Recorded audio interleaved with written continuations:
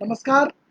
बिहार स्वाभिमान आंदोलन के इस मंच पर मैं अपने तमाम नौजवान साथियों का हार्दिक अभिनंदन करता हूं और बहुत शुक्रगुजार हूं कि मुझे बिहार स्वाभिमान आंदोलन के मंच पर बोलने के लिए बुलाया गया है। तकनीकी कारणों से हम 10 मिनट विलंब से कनेक्ट हो पाए हैं और मुझे लगता है कि मित्रों को मेरी आवाज़ मिल रही होगी और हमारी आवाज़ जो है आप तक पहुंच भी रही होगी। कोई साथी ये बता दें कि आवाज़ अगर मिल रही है तो हम आवाज़ मिलने की अगर पुष्टि हो जाए तो फिर हम इस चर्चा की शुरुआत करें।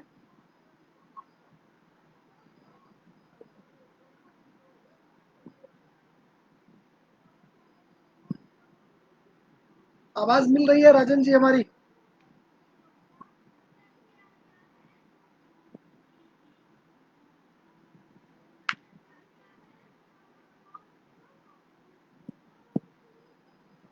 जैसा कि हम सब जानते हैं कि बिहार में अक्टूबर नवंबर का जो महीना है वो चुनाव का महीना है और इस महीने में एक नए सरकार की गठन की जो कवायद है वो कवायद कहीं ना कहीं शुरू हो जाएगी और वो प्रक्रिया कहीं ना कहीं उसको तलाशने का काम जो है वो चुनाव आयोग अभी से कर रहा है और चुनाव आयोग ने बिहार के तमाम पॉलिटिकल पार्टियों से अपनी अपनी राय भी मांगी है।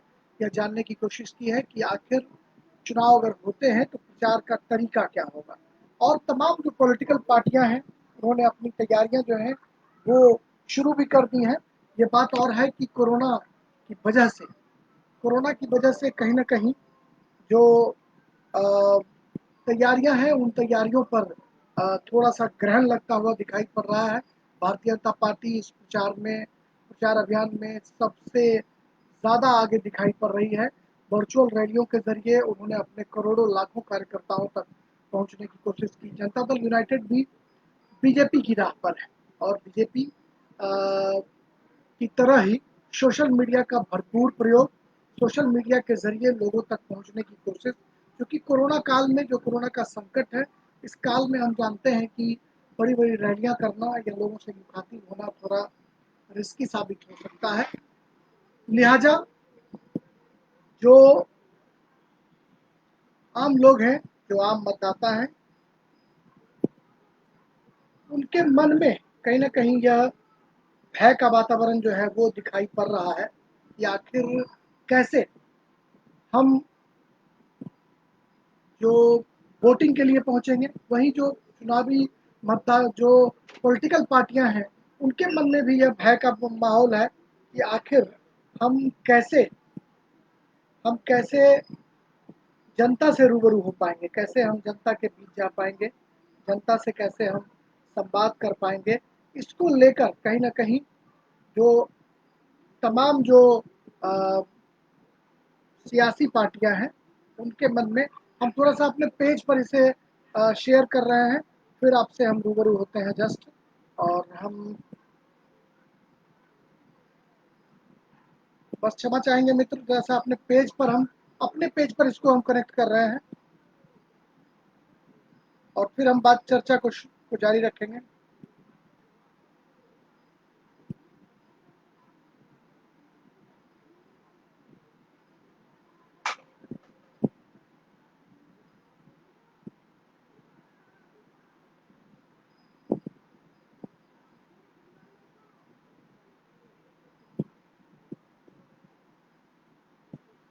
हाँ, अब हम इस चर्चा को आगे बढ़ा सकते हैं क्योंकि हमने अपने पेज पर भी इसको शेयर कर दिया है और तमाम जो मित्र हैं वो हमसे जुड़ सकते हैं अपने पेज के माध्यम से भी, वो हमसे बातचीत कर सकते हैं। और जैसा कि हम सब जानते हैं कि बिहार में चुनाव होना है और चुनाव को लेकर तमाम पॉलिटिकल पार्टियां तैयार हो रही हैं। भारतीय जनता पार्टी वर्चुअल रैलियों के जरिए लगातार जनता तक पहुंचने की कोशिश कर रही है। जेडीयू भी उसके नक्शे कदम पर चल रही है क्योंकि दोनों साझेदार दल हैं। लेकिन जो एनडीए की एक प्रमुख साझेदार पार्टी है, लोक जनशक्ति पार्टी, जो केंद्र सरकार की भी साझेदार पार्टी है, उसके जो राष्ट्रीय अध्यक्ष हैं चिराग पासवान कहीं ना कहीं वक्त पर चुनाव कराए जाने को लेकर सहमत नहीं है। बिहार की जो प्रमुख प्रतिपक्षी पार्टी है आरजेडी, वो सहमत नहीं है और आरजेडी के साथ जो महागठबंधन के तमाम दल हैं वो भी नहीं चाहते हैं कि चुनाव जो है वो वक्त पर हो। सभी लोगों की जो है वो मंशा ये आ रही है निकल कर बाहर सामने की कहीं ना कहीं जो मतदाता की जान है, मतदाता की जान ज़्यादा ज़रूरी है।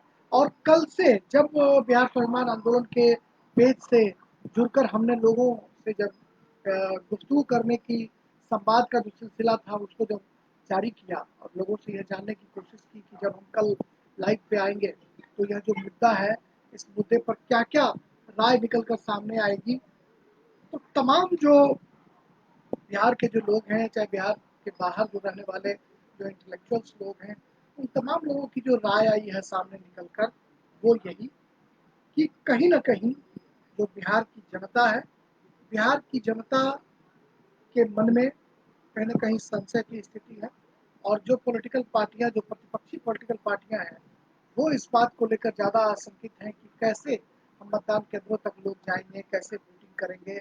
और एक जो खबर आई कि एक जो ईवीएम मशीन की तैयारी को लेकर खगड़िया में जो है वो जो प्रशिक्षण के लिए कुछ लोगों को भेजा गया, तो एक कवि थे कैलाश झा किनकर, अगर मैं सही हूँ तो उनको कोरोना हो गया और कोरोना की वजह से उनकी मौत हो गई। उसको लेकर शिक्षक समुदाय में उस पेशे से शिक्षक भी थे, कवि भी थे। कहीं न कहीं शिक्षक समुदाय में और जो साहित्य जगत के लोग हैं वो बहुत रोष में हैं, बहुत उनके मन में ये भाव आ रहा है कि आखिर यह चुनाव कैसे संपन्न होगा? किस कैसे हम जो है वो जनता जनता से कैसे हम रूबरू हो पाएँगे और कैसे लोग अपनी जान बचा पाएँगे। इसको लेकर लोगों के मन में कहीं न कहीं जो है वो संशय की स्थिति है। लेकिन सबसे बड़ा सवाल वही है कि आखिर बिहार की जनता क्या सोचती है? तमाम पॉलिटिकल पार्टियाँ कुछ विरोध कर रहे हैं लोग, कुछ चुप हैं, बीजेपी चुप है। जनता दल यूनाइटेड चूँकि सत्ताधारी पार्टी है, वो चाहती है कि वक़्त पर चुनाव हो जाए। चुनाव नहीं होने की स्थिति में नवंबर में राष्ट्रपति शासन 26 नवंबर तक सरकार का गठन किया जाना है। अगर सरकार चुनाव नहीं होते हैं, क्योंकि चुनाव का ऐलान अगर होना होगा तो अगस्त के आखिर या सितंबर के प्रथम सप्ताह में चुनाव का ऐलान हो जाएगा और उसके बाद अक्टूबर और नवंबर का जो महीना होगा, क्योंकि बिहार में 5, 6, 7 चरणों में चुनाव होते रहे हैं और मैंने 2010 का विधानसभा चुनाव कवर किया, 2014 के लोकसभा चुनाव कवर किए बिहार में, 2015 का विधानसभा चुनाव और 2019 का लोकसभा चुनाव जो है, 4 चुनाव मैंने कवर किए हैं। तो लगभग बिहार का चप्पा-चप्पा इस दौरान जो है वो घूमने का मौका मिला है, उसको समझने का भी मौका मिला है और कहीं न कहीं जो बिहार की जो सियासी नब्ज़ है, उनको इस 4 चुनाव के दौरान हमने बखूबी टटोलने की कोशिश की। और जो मुझे लगता है कि बिहार में जो कोरोना का संकट है, दिल्ली की स्थिति बहुत खराब है, महाराष्ट्र की स्थिति खराब है, लेकिन अब दिल्ली में चूँकि इलाज की बहुत व्यवस्था है। गृह मंत्री अमित शाह ने खुद कमान सँभाली, केजरीवाल भी लगातार प्रयास कर रहे थे। इसकी वजह से अगर दिल्ली में मरीजों की संख्या बढ़ रही है, तो ठीक होने का प्रतिशत भी बहुत अच्छा खासा दिखाई पड़ रहा है। प्लाज़्मा डोनेट करने की व्यवस्था है, कई अस्पताल हैं, जहाँ पर आप एडमिट हो सकते हैं, डॉक्टरों से सलाह ली जा सकती है। बड़े से बड़े, छोटे से छोटे अस्पतालों में जान बचाने की कहीं न कहीं उपाय हो जाते हैं। लेकिन बिहार के अगर सदर अस्पतालों का हाल अगर जानने की कोशिश करें, मैं किसी की आलोचना नहीं कर रहा, बस सिर्फ़ जो लोगों से बातचीत हमने करी है और लोगों से जो सोशल मीडिया पर लगातार खबर आ रहे हैं या तमाम जो सोशल मीडिया के माध्यम से जो लगातार चीज़ें जो हैं वो सामने आ रही हैं, उसके मद्देनज़र मैं ये कह सकता हूँ कि कहीं न कहीं जो अ,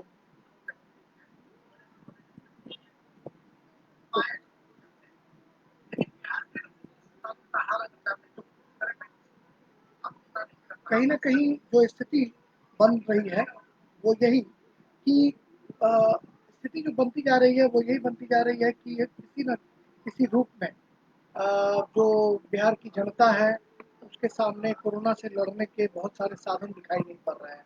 आप अगर कोसी सीमांचल के इलाके में चले जाएँ, मधेपुरा, सुपौल चले जाएँ या बिहार के तमाम सदर अस्पतालों की हालत देखें, तो सदर अस्पतालों में कहीं न कहीं वेंटिलेटर की व्यवस्था नहीं है, ऑक्सीजन की व्यवस्था नहीं है और बहुत ही बुरी स्थिति से, बुरी संकट के दौर से बिहार गुजर रहा है।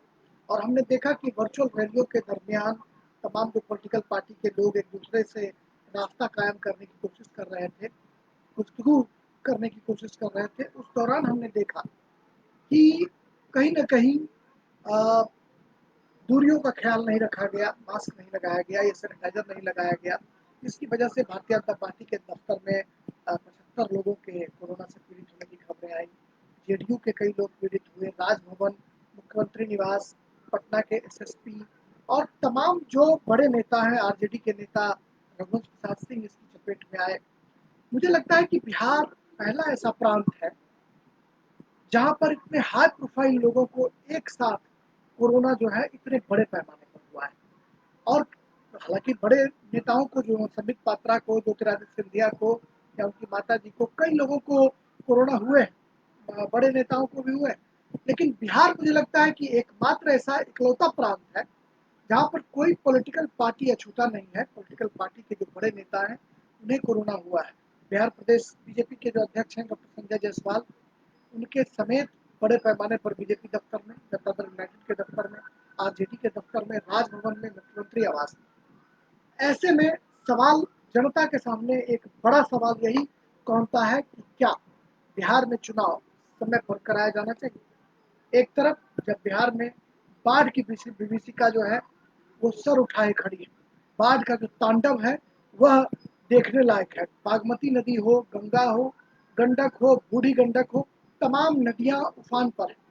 नेपाल से पानी आने की खबरें जो हैं वो लगातार हमें परेशान करती हैं। जो हमारे समतल इलाके हैं, जो मैदानी इलाके हैं बिहार के, आप देखेंगे कि नेपाल में बारिश होती है और बिहार में सुखाड़ की स्थिति रहती है। और उन सुखाड़ की स्थिति में भी बिहार का जो मैदानी इलाका है वो जलमग्न हो जाता है, क्योंकि नेपाल की बनावट ऐसी है कि नेपाल टॉप पर है और हिमालय पर्वत पर जब बारिश होती है तो पानी बहुत तेजी से हिंदुस्तान की धरा पर उतरता है और बिहार का इलाका जलमग्न हो जाता है। मुझे लगता है कि तकरीबन बिहार के 15 जिले ऐसे जरूर हैं जो जिले बाढ़ से बुरी तरह प्रभावित हैं और बाढ़ की वजह से लोग जो हैं वो घर बार उजड़ जाता है। बिहार में हर साल प्राकृतिक आपदा आती है, तो एक तरफ कोरोना का वैश्विक संकट और दूसरी तरफ जो क्षेत्रीय समस्या है कि बिहार में बाढ़ की विभीषिका की वजह से कहीं न कहीं प्रशासन के सामने भी चुनाव कराना एक बड़ी चुनौती है। और मुझे लगता है कि मेरी बातों से बिहार की जनता भी कहीं न कहीं इत्तेफ़ाक रखती है। बिहार की जनता के मन में भी ये बात ज़रूर कौंधेगी। हालाँकि जो सत्ताधारी पार्टी है जनता दल यूनाइटेड, उन्हें शायद लग रहा है कि अगर वक़्त पर चुनाव ना हुआ तो नवंबर में राष्ट्रपति शासन हो जाएगा और राष्ट्रपति शासन नहीं होने पर सत्ताधारी पार्टी की जो कमान है वो थोड़ी ढीली पड़ जाती है। लिहाजा बिहार के जो मुख्यमंत्री हैं नीतीश कुमार, वो चाहते हैं कि वक़्त पर चुनाव हो जाए और वक़्त पर चुनाव होना भी चाहिए। लेकिन राज्य में क्या माकूल स्थिति है? राज्य के लोग मतदान केंद्रों तक कैसे जाएँगे? क्या हेलीकॉप्टर बड़े पैमाने पर उड़ पाएँगे? क्या बड़े-बड़े मैदानों में बड़ी-बड़ी रैलियाँ हो पाएँगी? जो बिहार का चुनाव का जो एसेंस है, जो बिहार का जो फ्लेवर है, वह लोगों की वजह से है।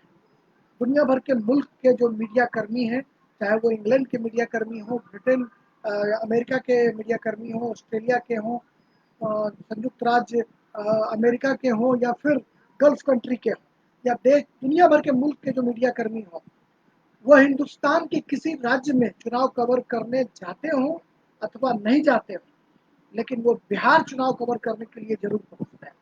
या मैंने अपनी आँखों से 2015 के चुनाव में देखा, जब मौर्या होटल पटना में बिहार के जितने भी 5 स्टार होटल थे, उन तमाम होटलों पर पूरे दुनिया भर के मुल्क के मीडिया कर्मियों का कब्जा था, या फिर बड़े जो नेता दिल्ली से जाते थे वो वहाँ प्रवास करते थे। तो बिहार का जो एक खुशबू है, जो बिहार का जो एक फ्लेवर है, क्या बिहार कोरोना संकट काल में बाढ़ की विभीषिका के बीच अपने फ्लेवर के लिए जो प्रसिद्ध रहा है वो फ्लेवर क्या बिखेर पाएगा, वो खुशबू क्या दे पाएगा? यह बड़ा सवाल है। बड़ा सवाल है कि बिहार की जनता जो कोरोना से पीड़ित है, उनका क्या सदर अस्पताल में, छोटे अस्पतालों की बात छोड़िए, बड़े अस्पतालों में जब इलाज नहीं हो पा रहा है, तो जब चुनाव कराने के लिए जो चुनाव आयोग के लोग आएंगे, जो ऑब्जर्वर आएंगे, जो मतदान कर्मी जाएंगे, उनकी सुरक्षा कैसे? ट्रैक्टरों पर सवार होकर बिहार में चुनाव कराए जाने की परंपरा होती है। जैसे बोरे में सब्जियां भरकर ट्रैक्टर पर भेज दिया जाता है, ठीक उसी तरह ट्रैक्टरों पर ट्रकों पर सवार कर मतदान कर्मियों को अपने गंतव्य तक पहुंचने की नसीहत दी जाती है। अगर भीड़ का ये आलम रहा और कोरोना संकट में जो 2 गज की दूरी या 2 मीटर की दूरी की बात कही जाती है, वो दूरी अगर मेंटेन नहीं रही, तो मुझे लगता है कि चुनाव के दौरान भी बड़े पैमाने पर कोरोना संकट जो है वो बाहर निकल कर आएगा और कोरोना की वजह से कहीं न कहीं एक बार फिर जो है वो बिहार सुर्खियाँ बटोरेगा। अभी जो इलाज की स्थिति है कि कल रात एक व्यक्ति को जो कोरोना पीड़ित नहीं है, लेकिन साँस की तकलीफ होती है, पारस अस्पताल पहुँचते हैं, एडमिट नहीं किया जाता है। उदयन अस्पताल जाते हैं, वहाँ टेस्ट किया जाता है, कहा जाता है कि नेगेटिव है लेकिन आप सरकारी अस्पताल ले जाइए। आईजीएमएस में नहीं दाखिला हो पाया। एम्स गए, एम्स में दिन भर मरीज जो है रस्साकसी करने के बाद स्थिति खराब होती रही। स्वास्थ्य मंत्री से संपर्क साधने की कोशिश की गई। पीएमसीएच में एक मरीज से व्यक्तिगत तौर पर मुझे बेगूसराय से फ़ोन आया कि आप सुपरिटेंडेंट से बात कीजिए। मैंने सुपरिटेंडेंट को कॉल किया, सुपरिटेंडेंट से बात नहीं हो पाई। वह मरीज पीएमसीएच के कोरोना वार्ड में है, सांस में तकलीफ है, 5 दिन से भर्ती है, इलाज चल रहा है, लेकिन टेस्ट नहीं हो पा रहा है। अब जिस राज्य में टेस्ट नहीं हो पा रहा है, टेस्टिंग की जहाँ पर माकूल सुविधा नहीं है, वहाँ आप क्या कल्पना कर सकते हैं? चुनाव के दौरान जब भारी भीड़ उमड़ेगी, तो उस भीड़ के दौरान क्या हम इसे नियंत्रित कर पाएँगे? यह कहीं न कहीं एक बड़ा सवाल है कि हम अगर कोरोना जो पीड़ित लोग हैं, उनकी हिफाज़त हम नहीं कर पा रहे हैं, तो चुनाव के दौरान क्या होगा? और सबसे एक बड़ा सवाल ये भी खड़ा होता है, एक बड़ा सवाल ये भी उठता है दोस्तों कि ये तमाम पॉलिटिकल पार्टियाँ जो बिहार में विरोध कर रही हैं, जो कह रही हैं कि समय पर चुनाव नहीं होना चाहिए, चुनाव को टाला जाना चाहिए, क्या उन्होंने चुनाव आयोग से अब तक गुज़ारिश की है? चुनाव आयोग से उन्होंने निवेदन किया, चुनाव आयोग तक उन्होंने पहुँचने की कोशिश की, चुनाव आयोग से उन्होंने दरखास्त हुआ, आवेदन दिया? अगर नहीं, तो फिर मुझे इसमें सियासत की भी बू आती है। सियासत की बू इसलिए भी कि यदि मैं एक दिन एक वीडियो सुन रहा था, बहुत पुराना वीडियो था विश्वनाथ प्रताप सिंह का, जीना इसी का नाम कार्यक्रम में। उसमें एक केंद्रीय मंत्री हैं रामविलास पासवान, वो कह रहे थे कि अ, नेता, नीति और नियत, ये 3 चीज़ों का अभाव आज की सियासत में हो गया है। नेता तो हैं, लेकिन उनके पास नीति नहीं है, नियत नहीं है। और जब नीति नहीं है और नियत नहीं है, तो फिर राज्य का विकास कैसे होगा? मुझे लगता है कि बिहार अब तक जो पिछड़ा रहा, उसकी एक प्रमुख वजह ये रही कि हमारे पास नीति और नियत दोनों का अभाव रहा, जिसकी वजह से कहीं न कहीं बिहार संक्रमण के दौर से गुजरता रहा। हर साल बाढ़ आती है, हम बाढ़ का निदान नहीं कर पाते। नेपाल से पानी आने का रोना रोकर हम अपने कर्तव्यों की इक्कीसवीं कर लेते हैं और नेपाल से कभी ठोस बातचीत भी नहीं कर पाते हैं। पानी संचयन पर बात नहीं करते कि करोड़ों लीटर पानी जो बर्बाद हो जाता है, वर्षा का जो पानी बर्बाद हो जाता है, उस पानी को हम संचय कर बागवानी में, कपड़े धोने में, फूलों को सिंचित करने में, किसान खेती किसानी और बिजली के उत्पादन में करें, तो बिहार सिर्फ अपना ही आंगन रोशन नहीं करेगा, बल्कि पूरे देश भर में बिजली जो है वो पहुंचा सकता है, उसका उत्पादन कर सकता है। यह एक कहीं न कहीं बड़ा सवाल है जो हमारे सामने खड़ा हो रहा है और केंद्रीय टीम की जहाँ तक बात है, तो चुनाव आयोग की टीम या केंद्रीय टीम जो है वहाँ जा रही है। मेरी देश के गृह मंत्री अमित शाह जी से खास तौर पर यह अपील है कि दिल्ली में आपने दिलचस्पी ली, अस्पतालों का दौरा किया, कोरोना को एक हद तक कंट्रोल करने में बहुत कामयाबी मिली। अरविंद केजरीवाल भी लगातार प्रयास कर रहे हैं, लेकिन आपने जिस तरीके से पुरुषार्थ दिखाया, निश्चित तौर पर दिल्ली में एक कहीं न कहीं लोगों के मन में जो दहशत का भाव था, वो लोगों को लगा कि नहीं, देश का गृह मंत्री अब सड़क पर उतर चुका है। तो क्या गृह मंत्री बिहार नहीं जा सकते? मैं अपील करता हूँ उनसे कि आप बिहार जाइए। बिहार अगर नहीं जाते हैं तो आप अपनी गृह मंत्रालय की टीम भेजिए। आपके राज्य मंत्री नित्यानंद राय बिहार से आते हैं, उन्हें भेजिए, आपसे करबद्ध प्रार्थना है। बिहार की हालत बहुत खराब है, अस्पतालों में कोई सुविधा नहीं है, और केंद्र सरकार के मदद की बहुत दरकार है, क्योंकि उसके बिना मुश्किल है। किसी भी सदर अस्पताल में वेंटिलेटर नहीं है, सिर्फ ऑक्सीजन लगा दिया गया है। ऑक्सीजन भी खत्म हो जाता है, ऑक्सीजन के अभाव में लोग दम तोड़ रहे हैं। इलाज की कोई व्यवस्था नहीं है। पटना में Nalanda medical college, PMCH, AIIMS में मरीजों की फ्लोटिंग इतनी ज़्यादा हो रही है कि वहाँ पर भर्ती कराना बहुत मुश्किल हो रहा है। और हम लोग 10-20 कॉल जब करते हैं स्वास्थ्य मंत्री को, पीएमसीएच के सुप्रिटेंडेंट को, आईजीएमएस को, तब जाकर कोई मरीज बहुत मशक्कत के बाद भर्ती हो पाता है। इसलिए मैं गृह मंत्री जी से, भारत सरकार से करबद्ध प्रार्थना करता हूँ कि बिहार टीम भेजकर बिहार को खुद से मॉनिटर करें। नहीं तो इस बाढ़ की विभीषिका के बीच और कोरोना संकट के बीच बिहार के लोग जो हैं वो पूरी तरह से इस बीमारी से ग्रसित होंगे और कहीं न कहीं वो मरने पर विवश हो जाएंगे, अभिशप्त हो जाएंगे। इसलिए मेरी करबद्ध प्रार्थना है भारत सरकार से कि भारत सरकार के लोग, मैंने पेट्रोलियम मंत्री धर्मेंद्र प्रधान जी से भी आग्रह किया था, उनसे निवेदन भी किया था कि बेगूसराय में 3 पीएसयू हैं, फर्टिलाइज़र, रिफाइनरी और एनटीपीसी, तीनों के सौजन्य से कोविड अस्पताल का निर्माण जो है, कोविड अस्पताल का एक निर्माण किया जाना चाहिए। और उस अस्पताल के निर्माण के जरिए कहीं न कहीं जो हमारा वो है, हमारा जो अ, सिस्टम है, जो अ, कोविड कोविड अस्पताल का निर्माण अगर बेगूसराय में कर दिया जाता रिफाइनरी और तीनों पीएसयू के सौजन्य से, तो मुझे लगता है कि कहीं न कहीं उत्तर बिहार के लोग जो हैं वो अपनी जान बचा पाएँगे। आज बेगूसराय में एक मरीज को कोरोना हो गया। मैं लगातार सिविल सर्जन से, कई डॉक्टरों से बात करता रहा, या पता करने की कोशिश करता रहा कि अगर उसे वेंटिलेटर तक पहुँचने की ज़रूरत होती है, अगर सांस की तकलीफ होती है, ऑक्सीजन का लेवल घटता है, तो क्या बेगूसराय सदर अस्पताल में कोई ऐसी व्यवस्था है जो मरीज को वेंटिलेटर मिल सके? बेगूसराय सदर अस्पताल में कोई ऐसी व्यवस्था है जो मरीज को एडमिट किया जा सके? वहाँ के कई डॉक्टरों ने कहा कि कोई फायदा नहीं है, यहाँ लाने के बाद आपके जो मरीज हैं वो इन्फेक्शन के शिकार होंगे और दिक्कत होंगी। घर में रखकर आप आइसोलेशन में रखिए, उनका इलाज करिए। और मैं डॉक्टर राम मनोहर लोहिया के डॉक्टर से, रेलवे हॉस्पिटल और बेगूसराय में डॉक्टर राहुल हैं, हमारे छोटे भाई हैं, डॉक्टर राहुल के संपर्क में उस मरीज से टाई अप कराकर उनसे लगातार बात करवाकर और फिर उनके फीवर की मॉनिटरिंग करना, उनके खान-पान, अन्य चीज़ों की देखभाल करना और उसके ज़रिए फ़ोन पर बातचीत करके उनका इलाज जो है वो कराने की कोशिश की जा रही है। अब आप समझिए कि जब कोई डॉक्टर, हाँ, और वो मरीज़ किसी डॉक्टर से बात करके क्लिनिक पर गए, उन्होंने कहा आपको कोरोना है, मैं देखूँगा नहीं, आप मर जाइए। सीधे मरीज़ को भगा दिया जाता है।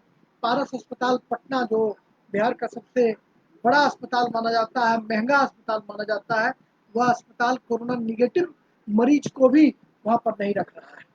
हालाँकि एक बार फिर ये बात साबित हुई है कि जो हमारे सरकारी संस्थान हैं, जो हमारे बड़े संस्थान हैं, वो जो सरकार है, बड़े संस्थान हैं, वो सरकारी संस्थान ही एक बार फिर हमें काम आ रहा है।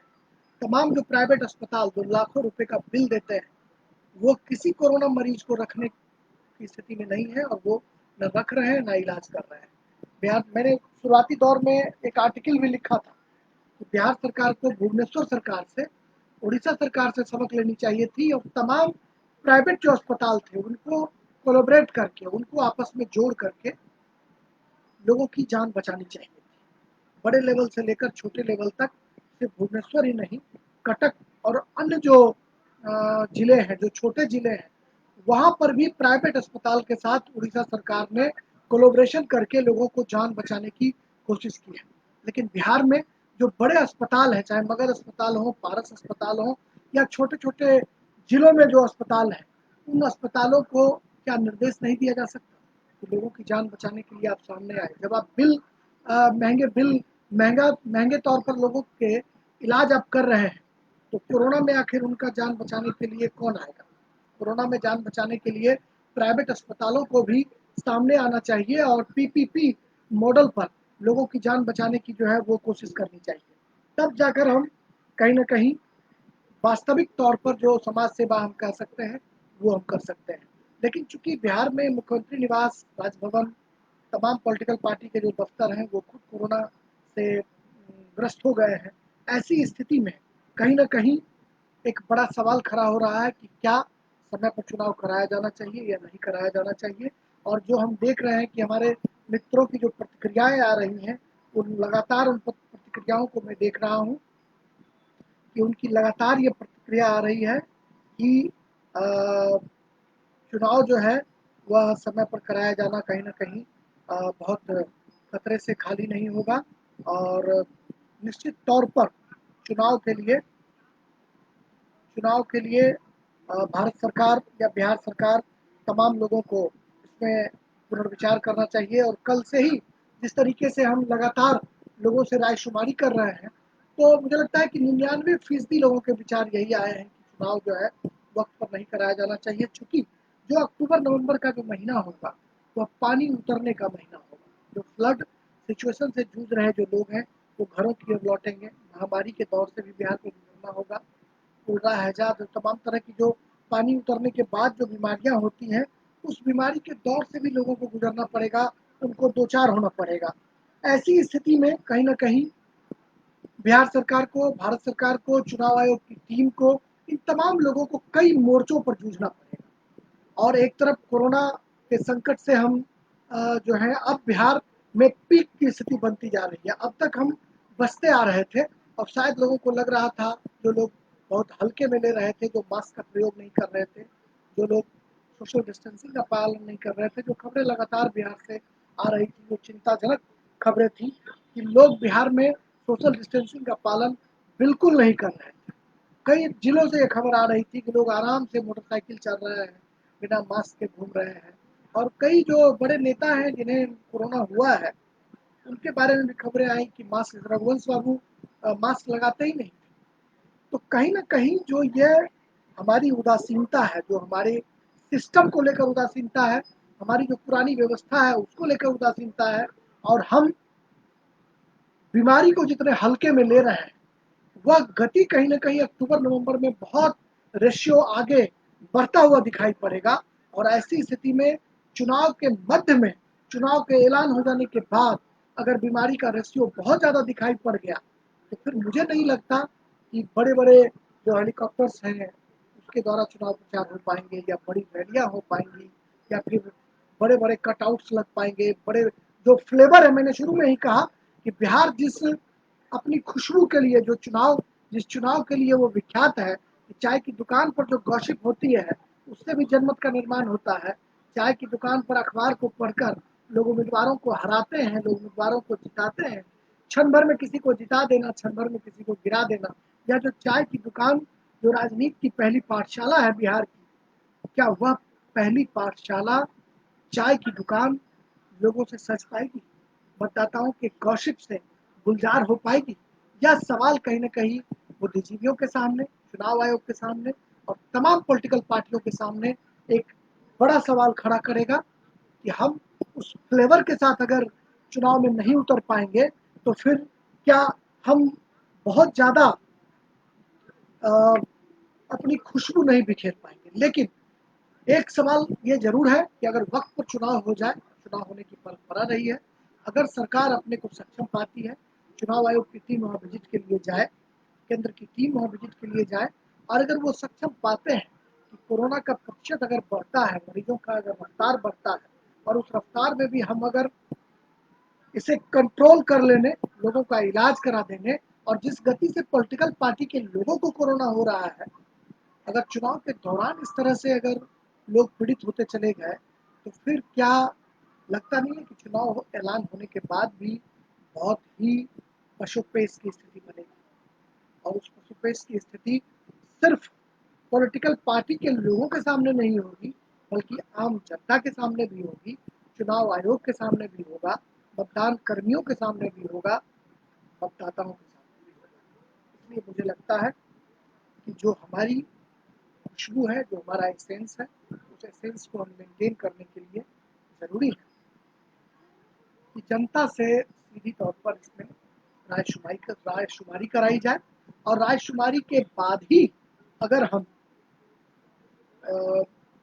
चुनाव का ऐलान कर सकें और पॉलिटिकल पार्टियों के साथ बैठक कर सकें, उनसे जानकारी हासिल कर कैसे चुनाव कराया जाना चाहिए, तब निष्कर्ष पर पहुँचे तो मुझे लगता है कि काफ़ी अच्छा रहेगा। और देखिए, हम धीरेन्द्र हज़ारी कह रहे हैं कि चुनाव अभी नहीं होना चाहिए, बिहार में लॉकडाउन ज़रूरी हो गया था, लापरवाही बहुत बरत रहे थे वहाँ के लोग। ये अनिल ठाकुर कह रहे हैं, समस्तीपुर के रहने वाले हैं अनिल ठाकुर जी, दिल्ली में रहते हैं, और वो कह रहे हैं कि लापरवाही बहुत हो गई है। बिल्कुल, मैं मानता हूँ इस बात को कि बिहार के लोग इतना कॉन्शस होने के बाद, राजनीतिक रूप से कॉन्शस होने के बाद, सामाजिक रूप से जागरूक होने के बाद, बिहार के लोग कोरोना संकट काल में अपनी जिम्मेदारियों के प्रति बहुत जिम्मेदार नजर नहीं आए, या कहीं न कहीं चिंता की लकीरें छूता है। सड़कों और बाजारों पर लॉकडाउन के दौरान भी भारी भीड़ के बीच खरीदारी के लिए जाना एक सभ्य समाज के मुंह पर एक बड़ा तमाचा है। सभ्य समाज के सामने एक बड़ा सवाल खड़ा करता है कि हम लॉकडाउन के दौरान भी अपनी जिम्मेदारियों का निर्वाह नहीं कर पाए, और बिहार के बाहर जो बिहार के लोगों को गालियां देते हैं, उनकी मानसिकता पर सवाल खड़ा करते हैं, तो निश्चित तौर पर बिहार के लोगों को अपनी मानसिकता बदलने की जरूरत है। हम मजाक में कहते हैं कि हम कोरोना को तो थूक देंगे, उड़ जाएगा, खैनी ऐसे ऐसे लटाएंगे, चुनियाएंगे, कोरोना जो है वो छूमंतर हो जाएगा। अब देखिए क्या हो रहा है, कोरोना की हालत क्या है, इसको जरा समझने की कोशिश करिए कि कोरोना शुरुआती दौर में लग रहा था कि बिहार तक शायद नहीं पहुंचेगा। हमारा इम्यून सिस्टम जो है वो बहुत मजबूत है, हम खेत में काम करने वाले लोग हैं, हम रिक्शा चलाने वाले लोग हैं, हम श्रम करने वाले लोग हैं, श्रम पर हमारा एकाधिकार है, हम योगा करने वाले लोग हैं। लेकिन इन तमाम जो अच्छी चीज़ें थी, जो तमाम हमारे विशेषण थे, जो हम विद्वान होने का दावा करते थे, वह विदूषक में बदलता हुआ दिखाई पड़ रहा है, और बिहार के लोग कहीं न कहीं एक बार फिर सवालों के कटघरे में खड़े हैं कि उन्होंने कोरोना के दौरान तमाम नियमों का पालन नहीं किया, तमाम नियमों का उल्लंघन किया, और जिसकी वजह से कहीं न कहीं बिहार को आज कोरोना संकट के भारी दौर से गुजरना पड़ सकता है। आने वाले दिनों में मरीजों की तादाद और बढ़ सकती है, और चूंकि हमारे पास मूलभूत संसाधनों का बहुत अभाव है, हमारे पास मूलभूत सुविधाओं का बड़ा अभाव है। सुदूर सुपौल, मधेपुरा, कटिहार, सीमांचल के जो इलाके हैं, मधुबनी, झंझारपुर, खजौली, और जो नेपाल के बॉर्डर का इलाका है, बांग्लादेश के बॉर्डर का इलाका है, या फिर बंगाल की सीमा से भी सटा हुआ इलाका है, जो मध्य बिहार का इलाका है, इन तमाम जगहों से पटना की दूरी बहुत ज़्यादा है। मरीज पटना पहुंचते पहुंचते काल के गाल में समा जा रहे हैं। ऐसी स्थिति में जब हम ग्रामीण स्तर पर इलाज नहीं कर पा रहे, पटना में ठीक से टेस्टिंग नहीं हो पा रही, और टेस्टिंग अगर ठीक से हो जाए तो मुझे लगता है कि बिहार में बड़े पैमाने पर लोग कोरोना पॉजिटिव हो जाएंगे। हालांकि बहुत घबराने की जरूरत इसलिए भी नहीं है कि बिहार में सक्सेस रेट भी अच्छा है, सक्सेस रेट देश में भी अच्छा है, लेकिन इसके बावजूद हमने इसको जितना मजाक में लिया, जिस तरीके से हमने इसका मजाक उड़ाया कि कोरोना कुछ नहीं है, हम कोरोना को बिहार के लोग जो है वो झेल लेंगे, वह कहीं ना कहीं आज हमारे लिए जिया का जंजाल बन रहा है, और इससे कहीं ना कहीं बिहार का चुनाव भी प्रभावित हो रहा है।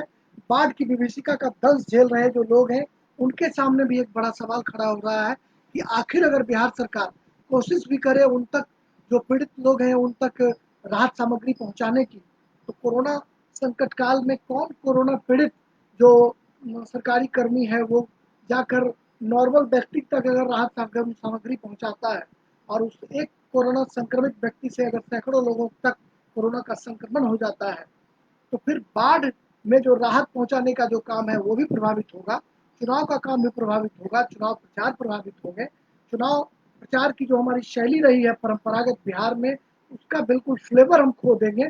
बड़ी बड़ी रैलियां नहीं हो पाएंगी, जो प्रधानमंत्री ने, मुझे याद है कि 2015 के चुनाव में 30 रैलियां की और बड़ी बड़ी सभाएं हुई थी, और तमाम पॉलिटिकल पार्टी के जो बड़े नेता थे, चाहे नीतीश कुमार हो, लालू यादव हो, रामविलास पासवान हो, चिराग पासवान हो, तेजस्वी यादव हो, मीसा भारती हो, या फिर सुशील कुमार मोदी हो, भारतीय जनता पार्टी जेडीयू के जो बड़े नेता थे, ये तमाम जो बड़े नेता थे, इनकी बड़ी बड़ी रैलियां होती थी, रोड शो होते थे, साइकिल रैलियां निकाली जाती थी।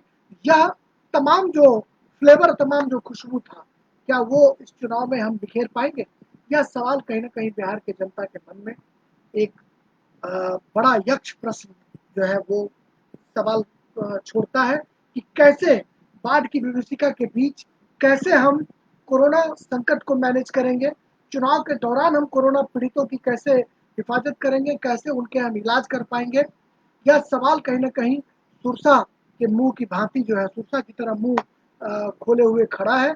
जो बिहार के नौजवान हैं, इनको आगे आना पड़ेगा और मुखर होकर एक अपनी दृष्टि जो है वह दिखानी पड़ेगी, अपनानी पड़ेगी कि चुनाव आयोग को यह बताना पड़ेगा कि हम चुनाव के दौरान कैसे मतदान केंद्रों तक लंबी-लंबी लाइनों में लगकर हम वोटिंग करेंगे। कैसे मतदान कर्मी जो हैं वो मतदान केंद्रों तक जाकर हमारा मतदान कराएँगे।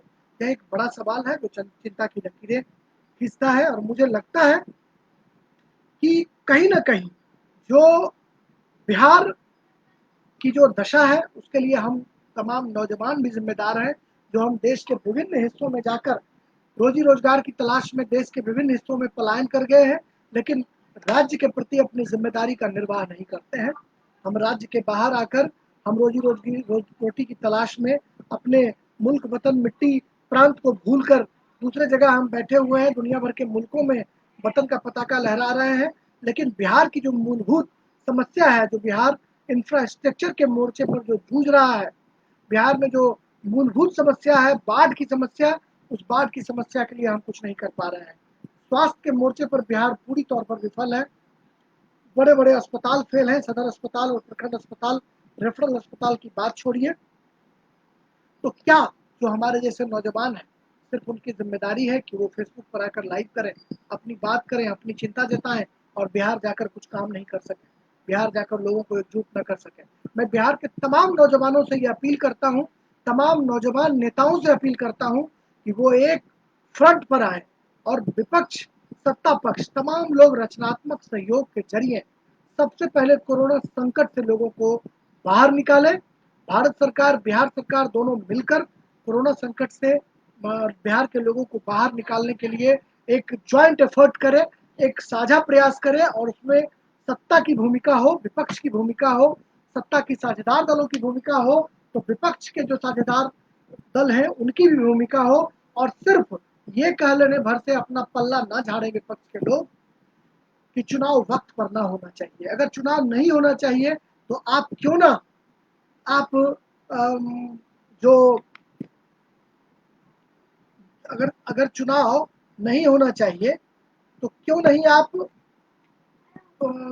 चुनाव आयोग को पत्र लिख रहे हैं, चुनाव आयोग से अपना विरोध दर्ज करा रहे हैं। यह स्थिति कहीं न कहीं बिहार के तमाम पॉलिटिकल पार्टियों के विल पर भी सवाल खड़ा करता है कि आप सिर्फ बात तो करते हो, लेकिन भारत सरकार, बिहार सरकार या चुनाव आयोग के सामने अपनी बात नहीं रखते। आपने किसी ने अभी तक आवेदन नहीं किया, किसी ने अभी तक डेलीगेशन मीट नहीं किया, कोई शिष्टमंडल भारत चुनाव आयोग की तो बात छोड़िए, बिहार चुनाव आयोग के पास जाकर भी किसी पॉलिटिकल पार्टी ने अब तक ये दरखास्त नहीं की है कि चुनाव जो है, चुनाव से ज़्यादा महत्वपूर्ण कोरोना है, चुनाव कराया जाए। अगर बिहार सरकार या भारत सरकार या चुनाव आयोग अपने को सक्षम पाता हो, तो चुनाव होना चाहिए। मैं इस बात का विरोध नहीं करता हूँ, समय पर चुनाव हो जाए। ये सबसे अच्छी बात है कि राज्य की चुनी हुई सरकार अगर जनता के हिफाजत के लिए खड़ी होती है, तो इससे अच्छी बात कोई नहीं हो सकती, क्योंकि वह राज्य किसी काम का नहीं होता जिसके पास अपना राजा नहीं, लेकिन उस राजा को प्रजा के लिए दर्द भी होना चाहिए, उस प्रजा के प्रति भी जिम्मेदारी का निर्वाह भी राजा को किया जाना चाहिए। इसको लेकर भी बहस होनी चाहिए और तमाम जो नौजवान हैं, उन नौजवानों को सामने आकर तमाम नौजवानों को सामने आकर इस संकट से उबारने के लिए आगे आना चाहिए और पॉलिटिकल पार्टियों को भी बिहार की नौजवानों से ये अपील करना चाहिए, उनके साथ बैठक करना चाहिए कि अगर अक्टूबर-नवंबर में हम चुनाव कराते हैं, तो चुनाव कराने की प्रक्रिया क्या होगी, उसमें नौजवानों की भूमिका क्या होगी और उसके पहले मतदाता जागरूकता अभियान की तरह ही कोरोना जागरूकता अभियान चलाया जाना चाहिए। अब जबकि 6 महीने से ज़्यादा का वक़्त पूरे देश भर दुनिया भर के मुल्क में गुजर चुका है, लेकिन बिहार के लोग आज भी कोरोना को लेकर बहुत ज़्यादा सजग नहीं है। इसलिए बिहार की जनता से, आवाम से हम अपील करते हैं कि कोरोना के लिए जो ज़रूरी एहतियात हैं, जो भारत सरकार के गाइडलाइन हैं, उन गाइडलाइन का आप हर हाल में पालन करें। गाइडलाइन का पालन करके ही हम अपनी जान बचा सकते हैं, और अपनी जान बचाएंगे तो परिवार की जान बचेगी, परिवार का जान बचेगा तो समाज का जान बचेगा, समाज बचेगा तो जिला बचेगा, जिला बचेगा तो प्रांत बचेगा, प्रांत बचेगा तो मुल्क बचेगा। इसलिए मुझे लगता है कि मुल्क को बचाना है तो सबसे पहले अपने आप को बचाइए, कोरोना से आप ग्रसित न हो, और अगर आप होते हैं तो घरों में रहकर इलाज कराइए, क्योंकि अस्पतालों में कोई व्यवस्था नहीं है। लेकिन मुझे पूरा भरोसा है कि अगर केंद्रीय टीम बिहार जाएगी या गृह मंत्री जी अगर इसमें दिलचस्पी लेंगे तो निश्चित तौर पर दिल्ली की तरह ही बिहार को अगर मदद पहुंचाई जाएगी तो बिहार को भी कोरोना संकट से उबारा जा सकता है, बाढ़ की विभीषिका से उबारा जा सकता है, और वक्त पर चुनाव भी कराया जा सकता है, बशर्ते कि कोरोना को हम कंट्रोल कर सकें। मैं देख पा रहा हूँ कि जो हमारे तमाम मित्रगण हैं वो देख पा रहे हैं, बिहार के बड़े कवि हैं, हमारे मित्र हैं प्रफुल्ल मिश्रा जी। प्रफुल्ल जी कह रहे हैं कि बिहार की हालत बहुत खराब है, ऐसे में समय पर चुनाव असंभव सा लग रहा है। बड़े कवि हैं और मुझे लगता है कि अपने कविताओं के माध्यम से भी प्रफुल्ल जी आप सचेत करने का काम करेंगे यहाँ की जो जनता है उनको। और अनुज यादव कहते हैं कि मैंने बिहार का पिछला चुनाव कवर किया था, 1 महीने से ज़्यादा सीमांचल में रहा, मैंने अपने जीवन में इतना बेहाल कभी नहीं देखा। राजेश, तुमने आज वाजिब सवाल उठाए, पत्रकार होने के नाते सवाल उठाना हमारा सबसे बड़ा और पहला धर्म है। थैंक यू अनुज जी। अनुज जी ने कहा कि पिछला चुनाव वो कवर करने गए थे, और सीमांचल की जो गरीबी उनकी है, जो सीमावर्ती इलाके हैं उसकी जो गरीबी है, वो गरीबी उन्हें कहीं ना कहीं सालती रही है। और भी कई लोग हैं जो कह रहे हैं कि आदर्श आरब कह रहे हैं कि बस यहाँ राजनीति हो रही है, कौन मर रहा है इससे कोई मतलब नहीं है। यह कहीं ना कहीं मित्रों एक जनरल सा सवाल बनता जा रहा है। तमाम जो लोग हैं, हमारे मित्र हैं निर्मल प्रकाश जी, वो भी मुझे सुन पा रहे हैं। मुझे लगता है अगर निर्मल जी भी हमारी बातों से इतफाक रखते होंगे कि चुनाव वक्त पर कराया जाना कोई बड़ी बात नहीं है, लेकिन कोरोना संकट से उबारा जाना जो है वो हमारी पहली प्राथमिकता होनी चाहिए। और इन प्राथमिकताओं के जरिए ही आज मैं दूसरे किसी मुद्दे पर बात नहीं करना चाहूँगा। जो बिहार का जो दर्द है, वह दर्द लेकर आपके पास हाजिर हुआ हूँ। बिहार की जो पीड़ा है, उस पीड़ा को आपसे साझा करने के लिए खड़ा हुआ हूँ। आप कल्पना करिए कि नेपाल के इलाके में, नेपाल के बॉर्डर से जो सटे हुए इलाके हैं, मधुबनी, झंझारपुर, सीतामढ़ी, मुजफ्फरपुर, जहाँ बागमती और जो तमाम जो छोटी नदियाँ हैं, बूढ़ी गंडक, गंडक, तमाम नदियाँ उफान पर हैं, जहाँ पर राहत सामग्री लोगों तक नहीं पहुँच पा रही है, वहाँ कोरोना का इलाज कैसे, और राहत सामग्री पहुंचे तो कैसे पहुंचे। बिहार सरकार प्रयत्न जरूर कर रही होगी, लेकिन जो कोरोना से पीड़ित जो लोग हैं, अगर वो राहत सामग्री लेकर जो पीड़ित परिवारों तक पहुंचेंगे तो क्या एक व्यक्ति से 100 व्यक्ति तक कोरोना नहीं पहुंचेगा? यह सवाल कहीं ना कहीं एक बड़ा सवाल है। और मैं अपील करता हूं बिहार सरकार के वजीर आला नीतीश कुमार जी से कि अभी भी नीतीश जी वक्त नहीं बिगड़ा है, वक्त तमाम जो बिहार के जिले हैं, उन जिलों में जो प्राइवेट नर्सिंग होम है, जो प्राइवेट अस्पताल हैं, उन अस्पतालों को आप निर्देश दीजिए कि हम बिहार सरकार उसका पे करेगी, लेकिन कोई मरीज जो है वो ऑक्सीजन की वजह से, वेंटिलेटर की वजह से मरना नहीं चाहिए। राज्य सरकार उसका पेमेंट करेगी। जो प्राइवेट अस्पताल लोगों को दाखिला नहीं ले पा रहे हैं, कोरोना के का भूत इतना सवार है कि वो जो नॉर्मल पेशेंट है उनको भी नहीं देख पा रहे हैं। रात एक मरीज को भर्ती कराने में पारस से लेकर एम्स तक में रात से शाम 5 बजे 5 बज गया, लेकिन एम्स में भर्ती नहीं हो पाया। यह सवाल क्या वाजिब सवाल नहीं है? यह सवाल एक बड़ा सवाल है, और मुझे लगता है कि इस सवाल पर बिहार सरकार को, वजीर आला को, और जो हमारे देश के गृह मंत्री जी हैं उनसे करबद्ध प्रार्थना है कि वो बिहार सरकार को निर्देश दें कि तमाम निजी नर्सिंग होम और जो प्राइवेट अस्पताल हैं उनको वो आदेशित करें, उन्हें निर्देश दें कि प्राइवेट अस्पताल गरीबों का इलाज करें। अगर जो मरीज सक्षम है वो पेमेंट कर देंगे, नहीं तो बिहार सरकार उसका पेमेंट करे, क्योंकि आपके सदर अस्पताल में कोई व्यवस्था नहीं है। डोलो 650 टैबलेट और सेलिन विटामिन सी का टैबलेट देने के अलावा बिहार के किसी सदर अस्पताल में कोई व्यवस्था नहीं है। इसलिए मुझे लगता है कि अगर मरीजों की जान बचानी है तो जो यहाँ का जो मूलभूत जो हमारी समस्या है, जो हमारे मरीज हैं जो मर रहे हैं, उनको बचाना है, तो प्राइवेट नर्सिंग होम को यह निर्देश देना पड़ेगा कि जो मरीज आए उसका इलाज करें, उसका कोरोना टेस्ट करें। जो नहीं पीड़ित हैं उनका भी इलाज नहीं हो पा रहा है, वो दर-दर की ठोकरें खा रहे हैं बिहार में, उनका इलाज नहीं हो पा रहा है, और जिसकी वजह से जो अच्छे भले लोग हैं, अगर आप सपोज करिए कि कोई व्यक्ति दमा से पीड़ित हो, किसी व्यक्ति को अगर अस्थमा का पहले से दौरा पड़ता रहा हो, और वह व्यक्ति अगर अभी इस दौर में अगर उसे सांस की तकलीफ हो जाए, तो प्रथम दृष्टया डॉक्टर या कॉमन पीपल यही समझते हैं कि उसे कोरोना का जो है वो संक्रमण हो गया।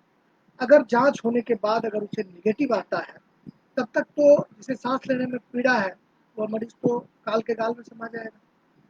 तो आखिर उसकी जान कैसे बचेगी? उसकी जान को बचाने के लिए क्या ज़रूरी नहीं है कि बिहार सरकार का स्वास्थ्य मंत्रालय में बिहार सरकार के स्वास्थ्य मंत्री हमारे मित्र मंगल पांडे जी से भी मैं अनुरोध करता हूँ कि वो तमाम निजी नर्सिंग होम को ये निर्देश दें, और उड़ीसा सरकार से सीखें। उड़ीसा सरकार शुरुआती दिनों से राज्य के तमाम प्राइवेट अस्पताल को ये निर्देश देती रही कि आप इलाज करें, सही समय पर इलाज करें, और जो उनका बिल है वो उस बिल का भुगतान उड़ीसा सरकार करेगी। उड़ीसा सरकार के कई जो वरिष्ठ नौकरशाह हैं, जो ब्यूरोक्रेट्स हैं, जो बिहार से आते हैं, उन्होंने वहाँ पर इस व्यवस्था को अमलीजामा पहनाया है। तो क्या हम पड़ोसी राज्य से सीख नहीं सकते? हम देश को आईना दिखा सकते हैं, हम पूरे दुनिया को लोकतंत्र का पाठ पढ़ा सकते हैं। तो क्या हम अपने पड़ोसी मुल्क से कुछ सीख नहीं सकते कि लोगों की जान कैसे बचाई जाती है? हमको यह समझना पड़ेगा कि सिर्फ भुवनेश्वर नहीं, कटक और बालासोर का जो इलाका है, जगन्नाथपुरी का जो इलाका है, वहाँ का भी लोग जो है, वहाँ के भी जो लोग हैं, वो कहीं न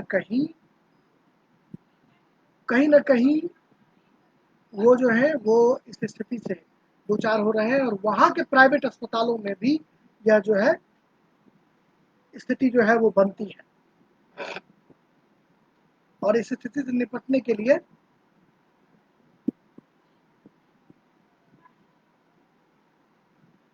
निर्मल प्रकाश जी कहते हैं कि जब से मैं पैदा हुआ हूँ स्थिति वैसे ही वैसे है।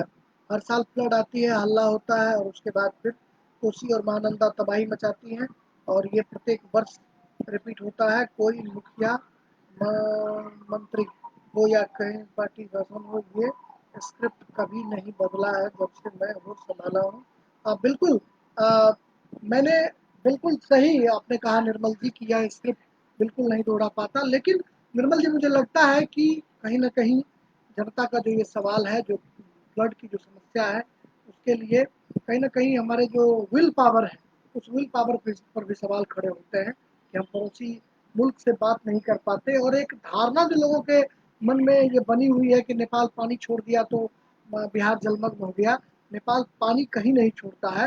नेपाल में पानी जल संचय की कोई नीति ही नहीं है। उसके पास पानी को संजो कर रखने की कोई व्यवस्था नहीं है। और मैं बार-बार ये कहता हूँ कि नेपाल हिमालय पर है। हिमालय पर बारिश होती है और बिहार यहाँ है, तो जब पानी यहाँ गिरता है तो बिहार में धराम से वो गिरता है, और सीतामढ़ी या मुजफ्फरपुर का जो इलाका है, दरभंगा का इलाका जो है, वो जलमग्न हो जाता है। हाँ, जो कोसी बराज है, जो बीरपुर कुशा बांध जहाँ टूटा था, वहाँ पर पानी को जमा करने की व्यवस्था ज़रूर की गई है, लेकिन वो सही तरीके से उसका नियंत्रण नहीं होने की वजह से हम पानी से ना बिजली बना पाते हैं, ना खेती कर पाते हैं। और 2008 में जो फ्लड आई, उसमें जो बालू आया, वो बालू का साम्राज्य आज भी खेतों में पसरा पड़ा है। खैर, बाढ़ की समस्या से लोगों को निजात मिले, कोसी सीमांचल और मिथिलांचल के लोग खुशहाल हों, इसकी कामना है। लेकिन चुनाव वक्त पर हो, इसके लिए नौजवानों से रायशुमारी जरूर की जानी चाहिए कि कैसे वो चुनाव में, कोरोना काल में वो कैसे जनता से इंटरेक्ट होंगे, क्योंकि कहीं ना कहीं जो पॉलिटिकल पार्टियां हैं वो युवाओं को लुभाती हैं, और हर एक पार्टियों में युवा मोर्चा है, हर एक पार्टी में छात्र विंग है। वो तमाम युवा और जो छात्र हैं, उनको सबसे ज़्यादा चुनाव में फेस करना पड़ेगा, जनता के बीच उन्हें जाना पड़ेगा। इसलिए मुझे लगता है कि आज के दौर में सबसे मौजूद सवाल यही है कि तमाम पॉलिटिकल पार्टियों को राग द्वेष सब कुछ छोड़कर रचनात्मक सहयोग के जरिए बिहार में बाढ़ और कोरोना के संकट से निपटने, और इस दौरान समय पर चुनाव कराने की जो चुनौतियां हैं उसके लिए दिल खोलकर ऑल पार्टी मीटिंग, सर्वदलीय बैठक बुलाई जानी चाहिए बिहार में, और सब लोगों से सच्चे मन से इस पर बातचीत करने के बाद ही तिथि का निर्धारण किया जाना चाहिए। चुनाव आयोग अगर सक्षम दिखाई पड़े तो फिर समय पर चुनाव हो, अन्यथा अगर 5 महीने 6 महीने बाद भी चुनाव होता है तो मुझे नहीं लगता है कि कुछ इससे बनने बिगड़ने वाला है। बिहार की जो जनता है उसके जान को बचाया जाना सबसे ज़्यादा प्राथमिक सवाल है, और उसके लिए तमाम लोगों को आगे आना चाहिए। और इन्हीं सवालों के जरिए हम आप तमाम मित्रों से क्षमा प्रार्थी हैं कि 5-10 मिनट हम देर से जुड़ पाए, लेकिन इन तमाम सवालों को आपसे आपके साथ हम छोड़कर आपसे अब विदा लेना चाहेंगे, और फिर किसी दूसरे जनहित के विषय के साथ हम जल्द हाजिर होंगे। तब तक मुझे और मेरी पूरी टीम को दीजिए इजाज़त। बिहार स्वाभिमान आंदोलन का धन्यवाद कि वो लगातार किसी न किसी पत्रकार, सोशल एक्टिविस्ट, पॉलिटिकल पार्टी के लोगों को इकट्ठा कर बिहार के सवाल पर वो लगातार बहस कर रहे हैं। बिहार के मतदाता की जान बचाने की बात कर रहे हैं, कोरोना संकट से उबारने की बात कर रहे हैं।